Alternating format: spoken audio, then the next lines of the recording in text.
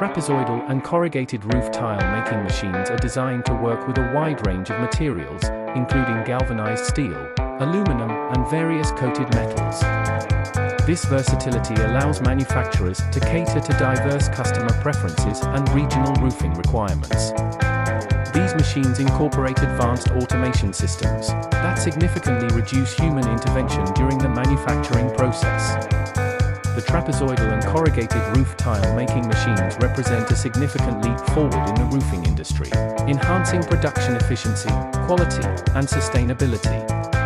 With their material versatility, high production capacity, and customization options, these machines empower manufacturers to meet the diverse demands of the construction sector effectively. As technology continues to evolve, it is likely that further advancements in roof tile making machines will continue to shape the future of roofing materials and construction practices.